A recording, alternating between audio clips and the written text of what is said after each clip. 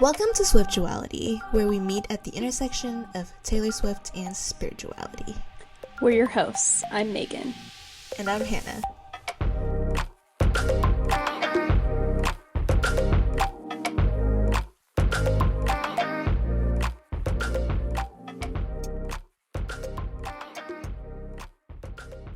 Okay. Hi, this is Megan and Hannah from the future. Hello. We recorded the bulk of the episode you're about to hear before the Tortured Poets Department came out. So make sure to stick around to the very end because we've added a few additional thoughts to the episode. Welcome back, friends. We're glad you're here. Today is going to be part one of diving into a theme in Taylor's discography we're calling Coming of Age. So as we were going through her lyrics, we noticed she wrote about coming of age in a few different ways. One of the ways that we both really related to was Taylor's desire to be good. Yes, I thought I was really clever for noticing the many ways she references this desire of hers to be good, to be seen as good, especially by other people. And then I rewatched the Miss Americana documentary, and no joke, she literally opens the whole thing by explicitly telling us that. This kind of thing drove her, and I was like, oh. So, Hannah, do you have that quote for us? Let's just read it. I do. I will still give you credit for noticing that, because I think it is so prominent. We just didn't make the connections. I think it is pretty obvious. But. Yeah. But anyway, in the documentary, Taylor says, "My entire moral code as a kid, and now, is a need to be thought of as good. It was all I wrote about. It was all I wanted. It was a complete and total belief system I subscribed to as a kid. Do the right thing, do the good thing. And obviously, I'm not the perfect person by any stretch. But overall, the main thing that I always tried to be was a good girl." Yeah, and wow, you can really tell that in her music, throughout her whole entire discography. Especially, I think, in her earlier work when she was kind of writing from a place of childhood, that this is something that is really important to her. And I really wonder where that, came from for her personally, what kind of drove her. Because I don't know about you, but I super relate to that desire to be good. When I was a kid, I was so afraid to be seen as bad or difficult. And yeah, and our spiritual journeys, I kind of touched on how I think my religious schooling played a part in my desire to be good. I was afraid of going to hell or being distant from God, which kind of morphed that, desire to be good, or kind of grew alongside and definitely ended up feeding my perfectionism, I think. Mm-hmm. And looking back, I think I kind of sought security in what other people thought of me. That's how I could feel safe, basically. Yeah. If I was good, if I was a high achiever, if people, if my teachers noticed that I was a good student and stuff, I loved that praise, and I think it made me feel safe in those relationships. So I don't know if you can relate to that at all, or maybe in a different way. Yeah, I mean, for me, fear plays a huge part. It's whether it's the fear of sinning, and honestly, whatever I thought what sin meant at that age. Yeah. And also the fear to disappoint others. And also, I think there's a weird sort of zealousness in this belief that being good and pure is the virtue of a woman, And so, I felt pride and almost, a zeal in, this is the virtue that I strive for. And, it's this higher calling, this sense of better, that you are a better person because you are good, which is not a healthy way to be a good person, Yeah, and it's interesting too that you tie it to being a girl specifically, because it kind of reminds me of boys will be boys, where it's girls don't get that out. No. It's we have to be good. Yeah. All the time. And pure and sweet. Yep. And agreeable. But yeah, I think along with that too is just growing up in Thailand, there's just a lot of honor and shame value in the culture. So there's a lot of living into societal expectation. But yeah, all of that just kind of pinned together into this expectation to be seen as good, whether or not I want to be, whether or not I even understood what good means to me. Yeah, you just kind of knew like, oh, these were the boxes, and you kind of had to like fit into that. Right. Do you remember like as a kid like struggling? Like, do you have like a story of like, oh, I struggled with that, like I wanted to break out, like I didn't want to be a girl or something? Yeah, when I look back at my childhood, the prominent thing that I remember is like resenting being born as a girl. Like my dad loves fixing things and just working with his hands, so I always enjoyed doing that with him. That was the way that I related with him most, because he doesn't really talk much, you know. That was our relationship, is just like spending time around him. But remembering whenever I would be outside doing that, my mom would always call me inside, like, Hannah, come in here and like help me cook, help me clean. And I'm like, okay, why can't my brother do it? Like, he's just playing video games. He can do that. I'm helping dad, you know. And it was just like set out to me, I think mainly from my mom, is that like, well, you're a girl, you have to learn how to cook and clean, because you're gonna be a wife and a mom one day, and you have to know how to do these things. And so yeah, I think even at the young age I internalized it as, okay, if I have to know how to do these things because I'm going to be a wife and a mom, then I don't want to be a wife or a mom. So like from such a young age, I just resent being born into these set of rules and like expectations. And also like, I don't know, now I don't want to be a wife and a mom. Like, why is that expected of me to have to know how to carry a household? I don't know. So Yeah, that's, yeah. Do you have a story? I think I remember like as a kid not wanting to be a girl too, but it was more like the traits that were traditionally feminine, like being emotional or like crying a lot. It was seen as like not being as tough and not being as strong.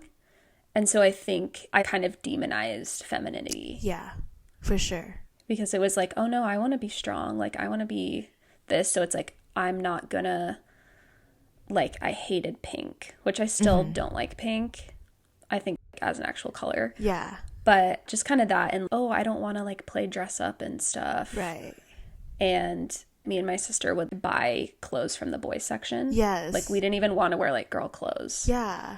So I don't know, I kind of, yeah, that's really interesting. But yeah, kind of going back to this idea of like being a good girl, because even though I think we kind of rejected that, it sounds like, we also really played into like our behavior wise, like we were going to be good, right? You know? And for me, that, like I said, like really just ties into me being a perfectionist. And for most of my life, I thought that being a perfectionist was good. It was kind of always praised a little bit, where it's like, oh, that's, you know, that's going to drive you. And sometimes it was like, okay, it's okay to make mistakes. But I literally didn't know that it was actually bad until one of my therapists told me it wasn't. And it was like really, it like really threw me off. Like I really had to kind of rewire my brain. And she was like, yeah, you know, I think this is why you have so much anxiety and like are feeling depressed right now. It's an unhealthy coping mechanism. And yeah, so that was like a whole, you know, that was quite a few years ago, but it was pretty recently that I feel like I finally had a breakthrough kind of growing past my perfectionism in a big way. And there was a Taylor Swift song that actually really helped me through that process. And it was You're on Your Own, Kid. Yes. Okay, so how long ago was that you realized that perfectionism isn't a good thing? And like what did that feel like internally for you to realize that, I guess? Yeah, it was, trying to do math here, I think like 6 years ago now. Okay. Yeah, so it was, I consider myself now kind of after that. That's good. You know, first few years, I consider myself like a recovering perfectionist, is what I say to people, because it really is. I don't know, like I said, it took a while for me to kind of see how my perfectionism was actually harming me. Okay. And it was like I had this voice that I didn't even recognize in my head, like kind of shaming me for like being human basically. Dang. In a lot of ways. Whereas like, why are you like so lazy? And was your first response to that, like, I would feel like I would be defensive of that, my perfectionism. I feel like if someone told me, no, that's not healthy, I'd be like, you don't know what you're talking about, because like that's so, you know, that's such a huge part of who you are. Was there any of I think a little bit. Okay. Like, I think at first, but it didn't take long because I was like, oh, no, this actually makes sense. Yeah. But yeah, I think what was the hardest for me was she was like, I think you have this voice in your head that's shaming you that you don't even recognize is there. And it took several years to be like, oh, I think I can hear that voice clearly. Dang. Yeah. Which was so wild. It was almost like I had to trust her and that's crazy. Kind of do that. Yeah. Okay, well, tell me more about You're on Your Own Kid. Yes. So I think I shared before, I'm a chaplain. And last year I kind of did like what is my chaplain residency. And Midnights came out right as I was beginning that. And a lot of people don't really know how professional chaplains are trained. But right after divinity school, I had to do a whole year of residency in a hospital where basically I was like a staff chaplain on the spiritual care team. But then you also like 10 hours a week are doing super deep personal work, working on yourself in kind of like a group therapy setting with other residents, which is super intense. And the reason they have you do that is because as a chaplain, you're thrust into all these crises and other people's trauma and family dynamics and overall just trying to be a good listener and getting out of the way so other people can, you know, process and be listened to. And yeah, you're like going into some of the hardest moments of people's lives. So you really want to be professional and make sure you're not doing harm in those moments. So they really want you to know yourself and know how you respond in those situations. And basically any situation ever, it's like, why did you respond that way? What was going on inside you? And a lot of stuff that you never think about and no one else would ever think about, but you have to think about it in this. So obviously I knew I was a perfectionist going into this, but I hadn't managed to stop being so hard on myself, especially because I'm really passionate about chaplaincy and I wanted to be really good at it. So it's like in some other areas I'd kind of learned to let go a little bit, but in this one it was like, no, I want to be really good at this. This is, you know, what I want to do for the rest of my life. So I'm going to work as hard as I can. And I think for me personally, so many times I would just stay silent when listening to someone. And when I would reflect on it later, it was like, oh, I wish I would have said this. And I knew in the moment, like I had that thought, but I just kind of kept it in because I didn't want to say the wrong thing or I didn't want to interrupt them. But really, if I would have said that, it would have taken our conversation to a deeper level, which would have been more helpful to whatever their spiritual need was or, you know, just to their own thoughts. And a lot of that, I think, boiled down to just not trusting myself or my instincts. And I felt like I just needed so much reassurance from the people around me, like my group and my supervisor, to be like, no, like you should have said that. That was good.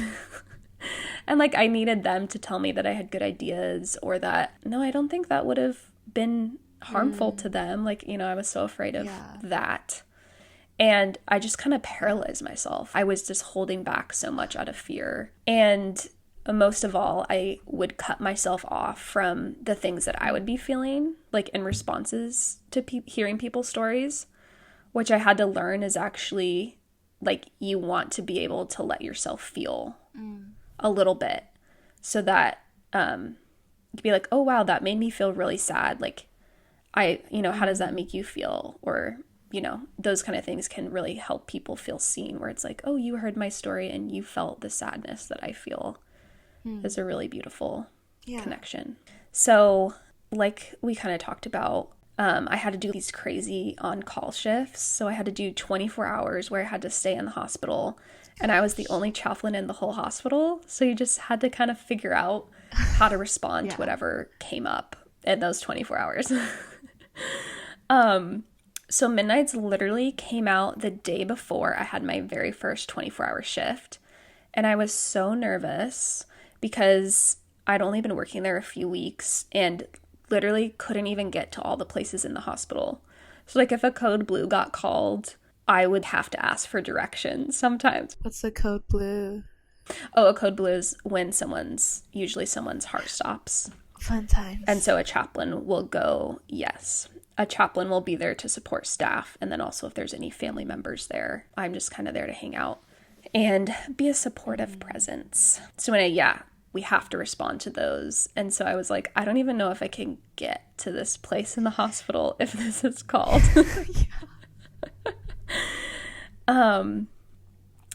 Yeah, just so nervous. Everything was so new. And I remember driving to work that Saturday morning. And I actually remember exactly where I was on the freeway listening to You're on Your Own Kid, which felt so special because I was, quite literally about to be on my own as a child. Going a child in this career, Yeah. And so throughout the whole year, that song just was on repeat for me. One, because I'm a track 5 girly through and through. But as I started running into issues with my perfectionism and not trusting myself, the song just became so empowering. And that kind of comes like in the analysis. So I think broadly the song is Taylor looking back at her life and her career. She talks about like thinking a romantic partner is going to notice her and rescue her. And she talks about having big dreams and getting those to come true might save her or give her a sense of accomplishment and I think therefore safety. She talks about comparing her body and her looks to others in hopes of being liked, noticed, desired. And it really comes to head for me in the last part of the song. And it goes, I'm going to read a lot.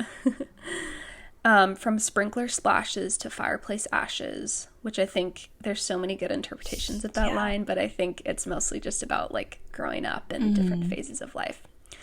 She says, I gave my blood, sweat, and tears for this. I hosted parties and starved my body like I'd be saved by a perfect kiss. The jokes weren't funny. I took the money. My friends from home don't know what to say. I looked around in a blood-soaked gown, and I saw something they can't take away. 'Cause there were pages turned with bridges burned. Everything you lose is a step you take.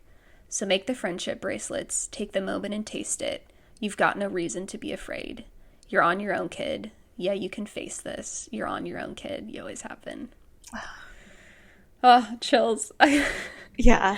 I always get chills from that part. I got chills listening to you reading it. Yeah. Yes. And I think for me, she's looking back at her life and she's realizing she's been through some shit. She's been through some really hard times. And I think she's realizing that a lot of that was self-inflicted because she had this desire to be good and to be seen as a good girl. She was looking for her fulfillment, her happiness, love in whatever places that ultimately weren't going to give it to her. And what she realizes is that she's strong because she made it through and she's the only one that she could ever really count on in that. It was her that got her through that. Right. Yeah, and I'm obsessed with the consecutive lines, you're on your own, kid, which alone is terrifying. It's like, shoot, I'm alone. I'm the only one that can do this. And also, there's no one who fully understands you, who's always going to back you up, that you can rely on for everything. People are going to come in and out of your life, whether that's through breakups or friends that just kind of fade out, or even her mom one day is not going to be around. And then the next line is, but you always have been. After the intense fear of being alone comes the realization that it always has been this way. People haven't fully seen or supported her. Friends and relationships have come and gone. She's even changed herself, but she herself has gone through every single hardship that has come her way. And then just the beauty and the wisdom of saying, yeah, people come and go, bridges get burned, but make the friendship bracelets. Live in the moment, because whatever comes, you can face it. Yeah, it's so good. Whenever I listen to this song, you can just see the movie montage of all the things from past, present, and then all of a sudden when she gets to the part where she says you're on your own, kid, I just in my head imagine a dark, empty room with whoever, like a person in the center alone. And it was just like a heart sinking feeling of like loneliness, scared, overwhelming sense. And then she goes into you always have been, right? Yeah. And it's like, oh, like that's all of a sudden empowering. Yes. And it just like lit up the room in my head. So yeah, like I think that's such a powerful song. And as you were reading the lyrics too, I'm just thinking we're trying to fit into, especially like in childhood, we're just fitting into these idea of from other people of like what good means to them. Yeah. And because we're not able to really produce that for ourselves. We don't know what good really means. We're just taking good from all the people, whatever is around us. And we're just contorting ourselves to fit in all of those definitions. And it's impossible for a person to fit in so many people's definition of what good is. Exactly. We are not meant to do this. Right. And like also we make mistakes. Yeah. And that's okay. Right. It doesn't matter forever. I think too, what you reminded me is that at some point you have to define what good means for you.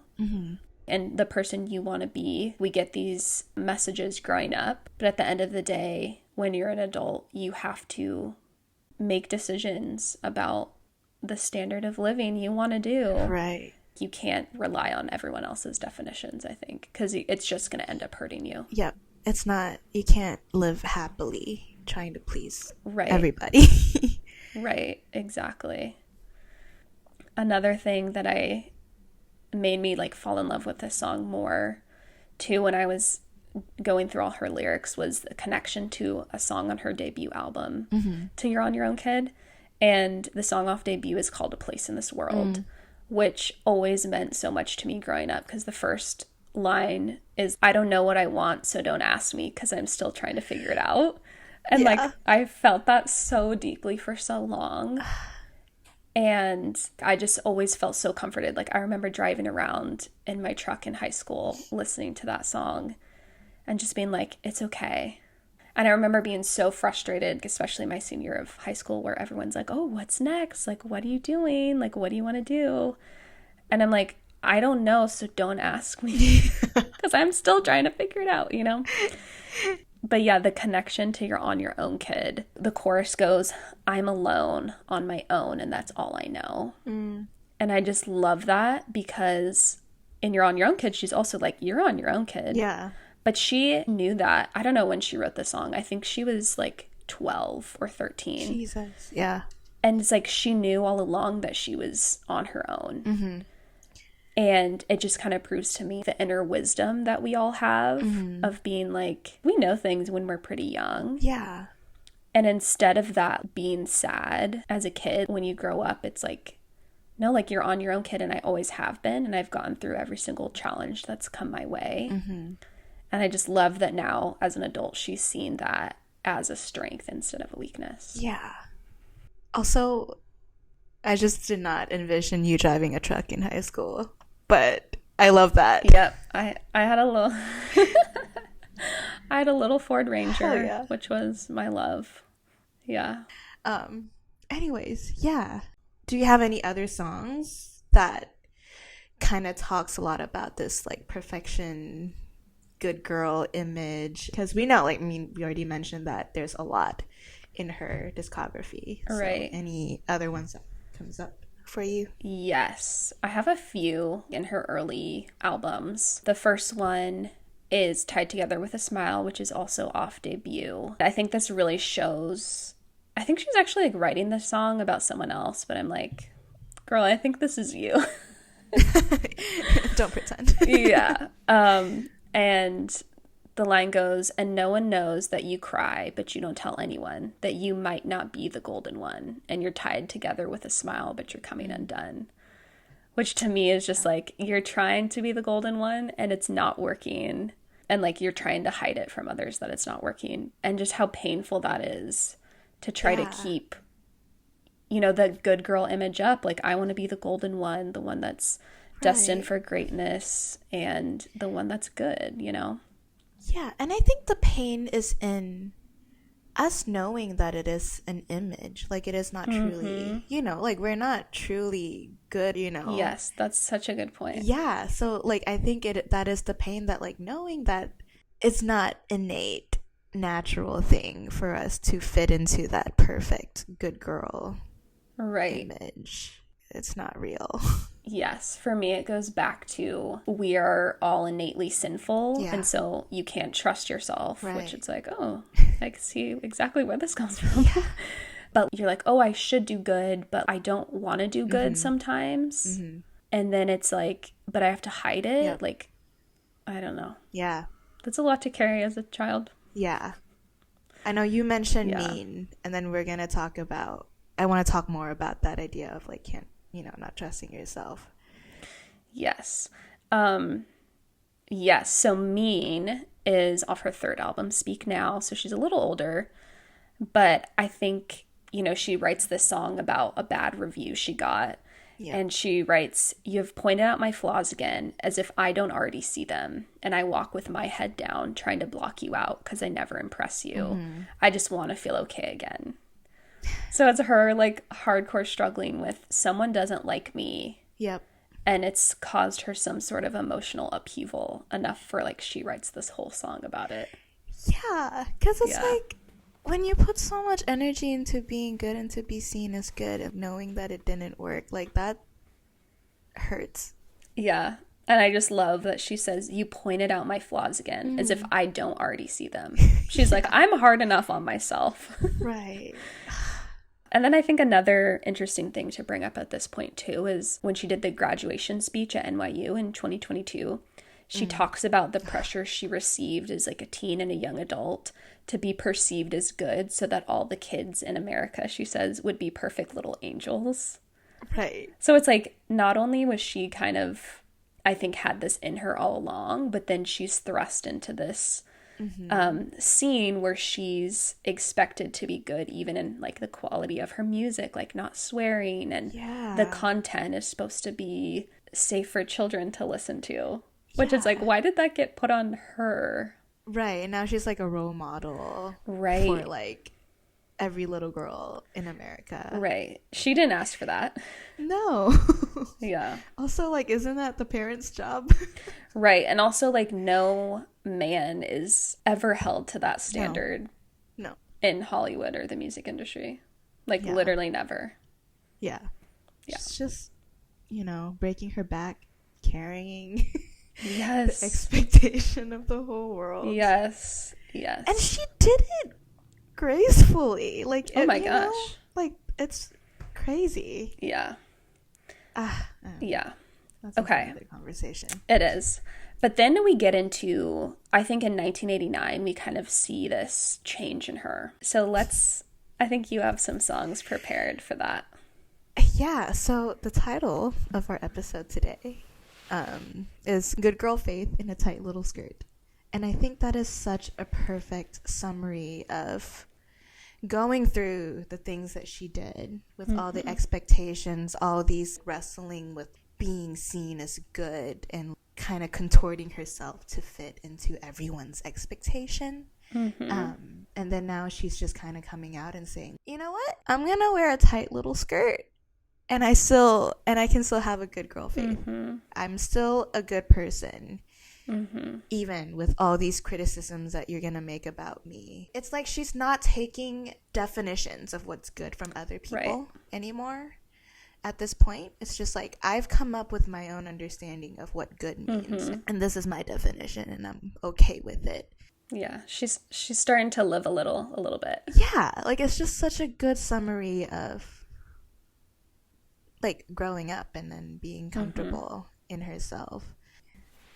And then there's another song on 1989 that's kind of like Mean in a way, which is Blank Space, which is she's beginning to play with kind of the media's perception of her. And she's less bothered by being misrepresented. Like, it's this huge growth in her where she's like, oh, I'm going to have fun with this. I don't really feel the need to be like, why are you hurting me? She's like, I don't really care anymore. And I love the hidden message on this track, which is when Taylor would come out with a new album. Up until 1989 was actually the last one. She would capitalize certain letters in each song's lyrics in the lyric booklet. And if you took all the capital letters, it would spell out a hidden message. So the hidden message for Blank Space is, there was once a girl known by everyone and no one. Which is like, she's telling us that you don't really know me. Like, the media doesn't really know me. Right. Everyone knows my name and my face and the music I put out.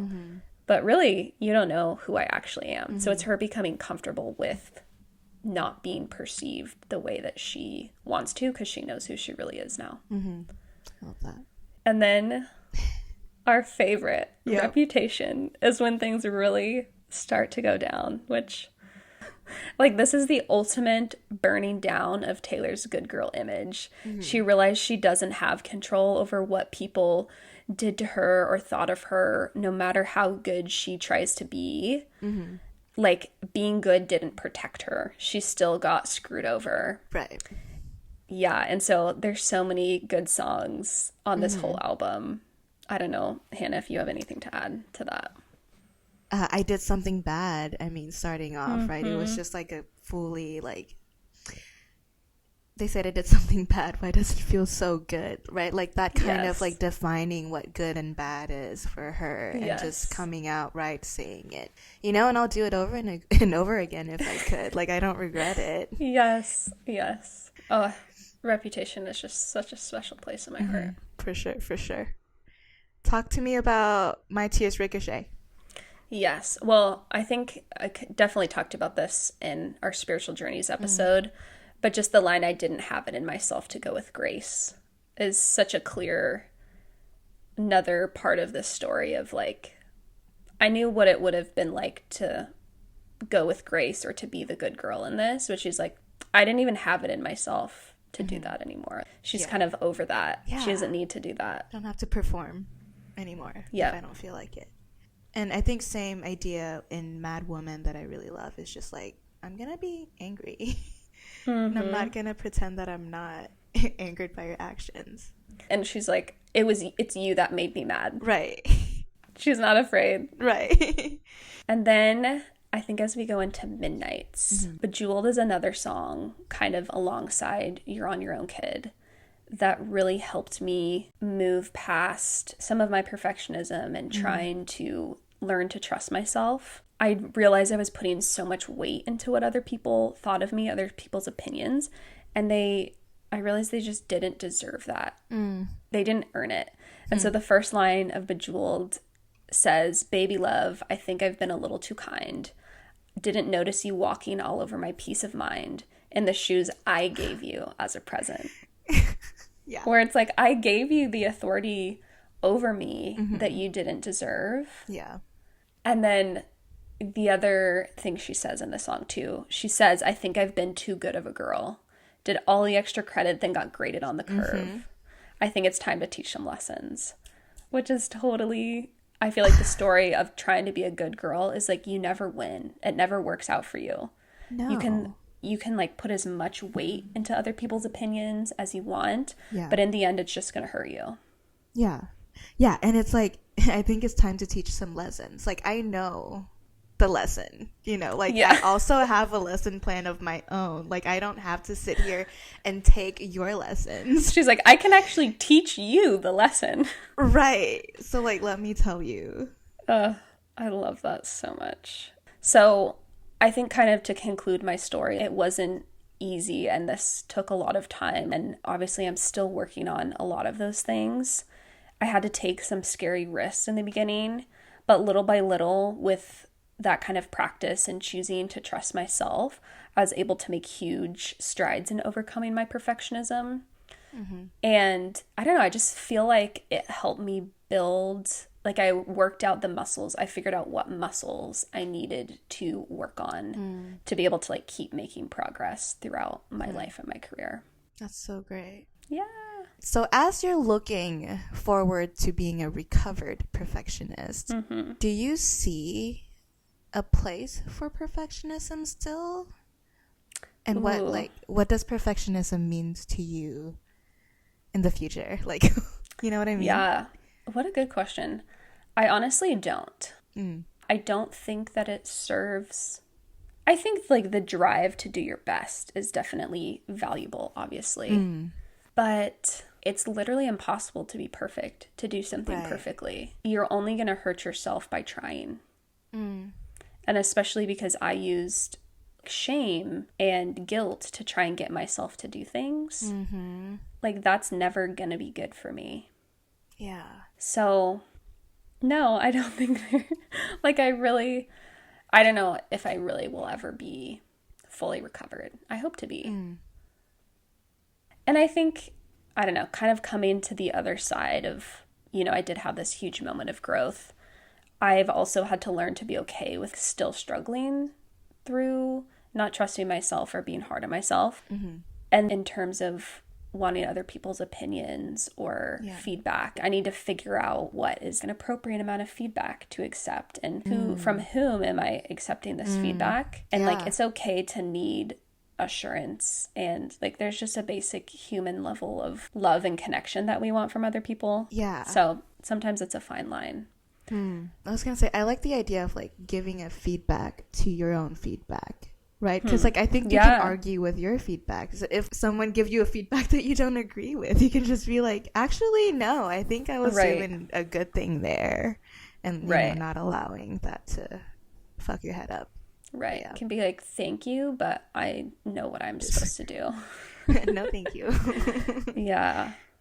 I don't know. And I think we see the ongoing struggle with Taylor too still. She writes songs like You're Losing Me, where she's like, and I wouldn't marry me either, a pathological people pleaser who only wanted you to see her. She still desires that, and that's so human. I feel like she's trying to work on her people pleasing too. Yeah.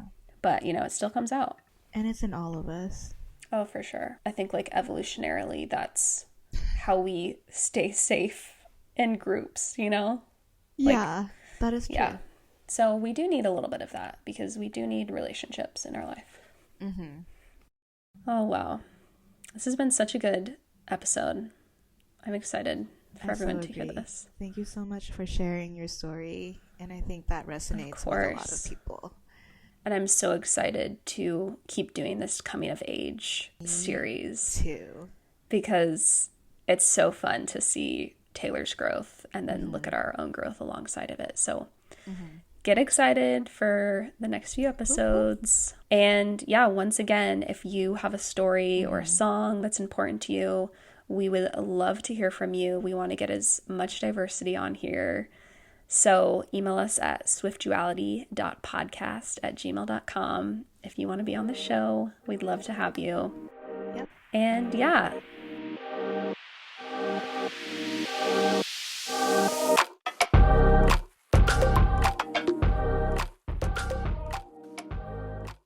Well, there we go. That was all pre-Tortured Poets Department. And now that it's out, holy cow, we have so many more thoughts to add about how Taylor has grown in her perception of what's good and bad and who defines that. So Hannah, let's just dive right into our first song. Yeah, let's talk about But Daddy, I Love Him first. Overall, we think that this song is about how she feels judged by people for her choices that she made. And this also feels to me like a release of some pent-up anger from her younger self, too. For, like not doing the things that she wanted for the fear of being judged or breaking this good girl image that she felt like she needs to uphold. Totally. There's so many good lyrics here, but right off the bat, she hits us with, I forgot how the West was won. And my first thought listening to that, how was the West won? And I thought of colonization, right? And thinking about how beliefs were imposed onto other people. Totally. And that makes me think of Manifest Destiny, where white people felt divinely ordained to take over the western part of North America. Yeah. And they just killed tons of indigenous people in the process, kind of just as collateral damage, because they're like, oh, God thinks it's okay. We're just going to take what we want. Yeah. And I mean, like, the next line she says, I just learned all these people only raised you to cage you. And then she later on talks about how, dutiful daughter, all my plans were laid, tendrils Mm-hmm. tucked into woven braids. All of this reminds me of the internalized idea of what it means to be a woman, or like what it means to be good when we were younger. Mm-hmm. And as I grew up, I grew up being at war with those beliefs, and I forgot how those ideas were established in me in the first place. Like these were taught to me, were imposed, right? And it's not my idea of what is good or what it means to be a woman. Now that I'm an adult and I'm capable of determining my own morality, I'm also capable of breaking free of those ideas that aren't mine and establish one that doesn't make me feel trapped, you know? Mm-hmm. Oh my gosh, I love the line, the tendrils tucked into a woven braid. Like, it just reminds me of horse reins, too. Like, training her Ooh. to do what they wanted, but she's like, no, I'm breaking free now. Like, Yeah. hair undone, running. And then she finishes off the first verse, too, talking about moral judgment from religious people, the Sarahs and the Hannahs, Yep. which name drop Hannah. Hey. Life made. Just not in a good way. No. But we'll definitely be coming back to the Sarahs and Hannahs in another episode, don't I have worry. so much thoughts on that. I know, we have some good ideas. But she goes on to imply in the song that her as one person isn't going to be able to change attitudes and judgments about certain things. Like, she's like, I can only do so much as one person. Right. Yeah. And I love the chorus here after she mentioned all the judgments. She goes to say, now I'm running with my dress unbuttoned, screaming, but daddy, I love him, you know? Like, it's just the most freeing listening to that. She's unbothered by what they think about her at that point. Yes. Yes, and it's totally like a pushback against purity culture too, that line, I think. Ooh. Just like, yeah, I'm running with my dress unbuttoned. Uh-huh. And then she's joking about getting pregnant out of wedlock and how shocked and judgmental people would be, like, if that was actually true. Right. I was really tempted to say something like, but like, this is not good advice. But I love that she jokes about it because we know how responsible she felt. Like we mentioned before, like her speech at NYU, like she Yeah. felt so responsible for all the little girls in the world. But now she's just joking about making bad decisions and not bothering to correct herself. And this idea of having to figure out like what your own standards are as an adult and how to conduct yourself makes me think of a line in Guilty as Sin too, where she's dreaming of breaking free from her current relationship Yeah. and being with someone else and trying to figure out for herself if just thinking about doing that is bad. She asks herself, am I bad or mad or wise? Which is like, oh, she's trying to figure out what voice inside herself she should listen to and what paths it could lead her down, whatever one she decides. Huh. Man, I did not pick that up at all. That is such a good point. And I mean, and then she goes to say, I think towards the end of the song, someone told me there's no such thing as bad thoughts, only your actions talk. Yeah. So I think she kind of really came to somewhat of a conclusion that, like, it doesn't matter what you think, but only the actions talk. So I think it sounds like she's still thinking it's guilty of sin, but she's definitely like wrestling with this internal dialogue. Man, and now I'm just curious if there's any other places where we can see just that internal voices in her head just throughout her Oh discography. gosh. Um, We'll look into that. We'll look into that. yeah, that's definitely for another episode. But yeah, another song that I want to talk about is Who's Afraid of Little Old Me. If we want to talk about that shift in her from the tame, tendrils tucked girl to the chairman of the tortured poets department that we have now. I think of the line, I was tame, I was gentle till the circus life made me mean. Oh, yes. And I'm obsessed with the tie of the circus imagery in the song to the song Mirrorball, going back to folklore. Yes. And she's describing the environment she's grown up in, which is like the public eye.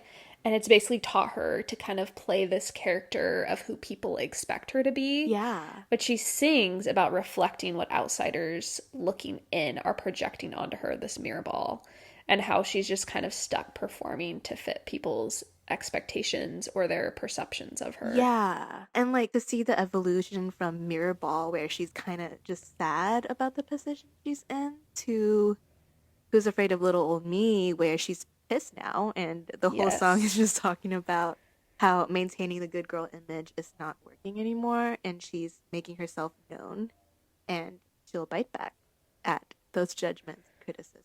She sure will. Yeah, like I mean, also this reminds me a bit of Mad Woman too, where she's like, you poke the bear until the claws come Oh, out, you know? yes. Yeah. And then she's like, well, you all, like the public, have made her this way. Right. Like, you anger her. Yeah. And she says, and who's afraid of little old me? She was lured, hurt, taught, and caged, then called crazy. But she's like, I am who I am because you trained me. Right. Ooh, Ah, she's given us so much stuff to think about with I this know, I album. know. Okay, so before we wrap up here, I need to bring up a line that we forgot to talk about, which is from But Daddy, I Love Him. And it's the line, I'll tell you something about my good name. It's mine alone to disgrace. That line really knocked the breath out of me when I first heard it. And I think it's such a good summary. And I think it's a line that we can both relate to, which I own my good name. I worked so hard for this my whole life to get here, you know? To still have to care for what other people think and still feel like you need to maintain it. It's not anyone else's business to say anything about. And so it's almost like a reclamation of like, this is my name and it's mine alone to disgrace. And I think that is just so, so powerful and gave me chills. So yeah, like she gave us so much to think about in this album. And I mean, I'm honestly still digesting it. Oh my gosh, yeah, it's gonna take a while, I think, for us to fully figure it out.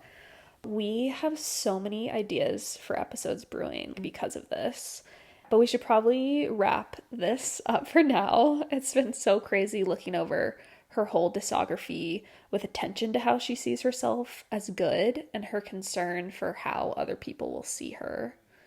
We've seen Taylor grow from a kid being really concerned about being good for not only her own conscience, but also like she wants to be perceived as good by others, Yeah.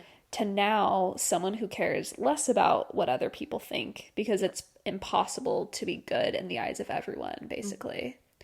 And she's written about moments of being able to let that go. Yeah. But then I think some of the songs on Tortured Poets really show that it's still a struggle for her, or at least an annoyance, because, I mean, after all, she is still writing about, like, what people think of her. Yeah, I don't know if she will ever fully not struggle with that, you know? I Yeah. don't know. But the song she's able to write because of it is so relatable, and I'm here for it. Oh, same. Okay, well, that's all we have for you all today. Thanks again so much for listening, and goodbye for real this time.